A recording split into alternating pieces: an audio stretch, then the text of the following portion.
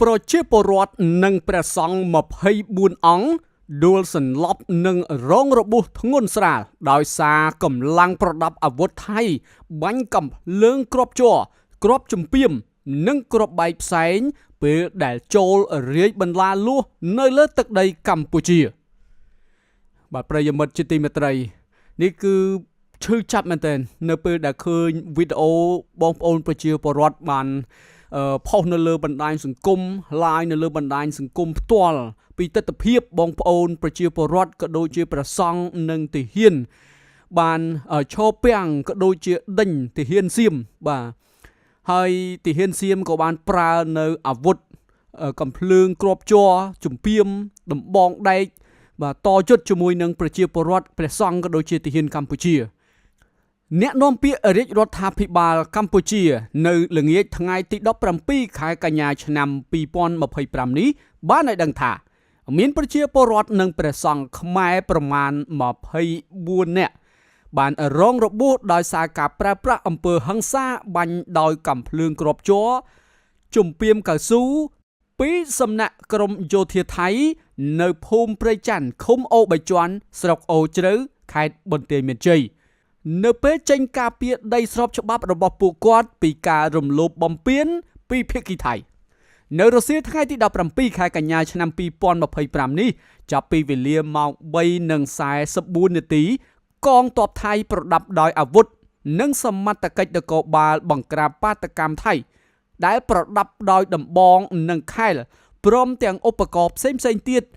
បាទដែលបានចូលមករាយបន្លាលួសសារជាថ្មីម្ដងទៀតនៅក្នុងភូមិសាស្ត្របាទភូមិព្រៃច័ន្ទឃុំអូបីជាន់ស្រុកអូជ្រៅខេត្តបន្ទាយមានជ័យដើម្បីពាត់យកដីដែលប្រជាពលរដ្ឋបានរស់នៅនិងអាស្រ័យផលជាយូរណាស់មកហើយក៏ប៉ុន្តែប្រជាពលរដ្ឋដែលនៅទីនោះបានចេញមករារាំងដើម្បីការពារដីរបស់ខ្លួននិងបានរើបន្លាលួសទាំងអស់នោះចេញវិញសមត្ថកិច្ចថៃបានបាញ់កាំភ្លើងគ្រាប់ជ័រនិងគ្រាប់ដែកនិងគ្រាប់បែកផ្សែងមកលើប្រជាពលរដ្ឋខ្មែរដែលធ្វើឲ្យពួកគេហៀទឹកភ្នែក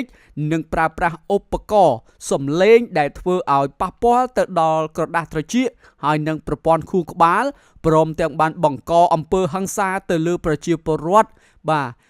ដោយបានប្រើប្រាស់ឧបករណ៍បង្ក្រាបនិងបាញ់ជំពាមកៅស៊ូ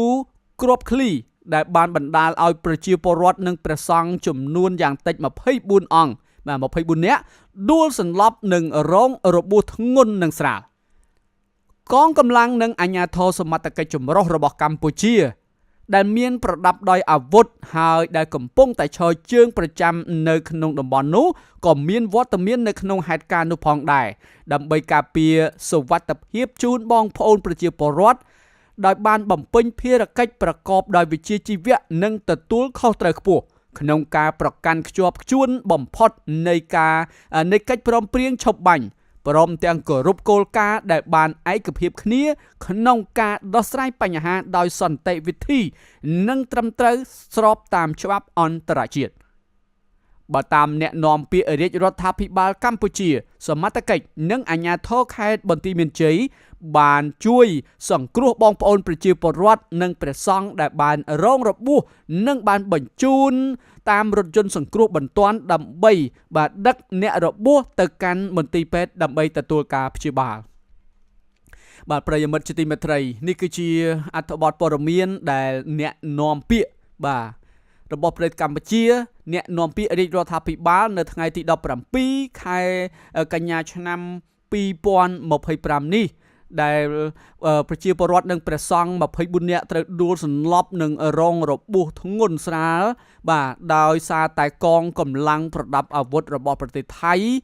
បាញ់កាំភ្លើងគ្រាប់ជ័រជំពាមគ្រាប់បែកផ្សែងបាទក៏ដូចជាប្រើប្រាស់នៅឧបករណ៍សំឡេងដែលធ្វើឲ្យលឺបាទធ្វើឲ្យខូចដល់កដាស់ត្រចៀកហើយនិងខួរក្បាលអារម្មណ៍របស់បងប្អូននៅទីនោះផងដែរស្ដាប់មើលទៅគឺថាឈឺចាប់ហើយឈឺផ្សាមែនទែនដែលទាហានថៃបាទទាហានសៀមបានចូលមករំលោភបំពានឈ្លានពានបាទរាជបន្លាលួសយកទឹកដីរបស់ប្រទេសកម្ពុជាស្រស់និងភ្នែកតែម្ដងបាទឈឺចាប់ណាស់ អញ្ចឹងហើយបងប្អូនទាំងអស់គ្នាដែលជាសមរភូមិក្រោយណានៅពេលដែលយើងឃើញទស្សនវិជ្ជាបែបនេះណាផ្ទាល់ភ្នែកមានការរងរបួសមានការពលីជីវិតណាដោយបងប្អូនបងវរៈកងទ័ពជួរមុខក៏ដូចជាប្រជាពលរដ្ឋដែលរស់នៅតាំងទីលំនៅតាមព្រំដែនជាយូរលង់ណាស់មកហើយគាត់ខំតទល់ខំដេញណាខ្មាំងសៀមឲ្យចេញពីទឹកដីកម្ពុជាយើងគឺជាសមរភូមិក្រោយតើយើងនៅលើកដៃប្រើប្រាស់យើងនៅបើកមាត់ណាដើម្បីទទួលទានរបស់សៀមរួចទៀតដែរឬទេណារួចទៀតដែរឬទេដូច្នេះមុនពេលដែលបងប្អូនលើកដៃប្រើប្រាស់របស់សៀមមុនពេលដែលបងប្អូនណាហាមាត់ហូបរបស់សៀមសូមបងប្អូនគិតមើលអំពីប្រជាពលរដ្ឋបងវរៈកងទ័ពនៅជួរមុខដែលកំពុងតយុទ្ធនឹងរងរបួសក៏ដូចជាពលីជីវិតណាដើម្បីការពារប្រទេសជាតិក៏ដូចជាប្រជាជនកម្ពុជាផងដែរបាទឈឺចាប់ណាស់បងប្អូននៅពេលដែលយើងឃើញទស្សនវិជ្ជាបែបនេះឈឺផ្សាស្រក់ទឹកភ្នែកឈឺចាប់មែនទែន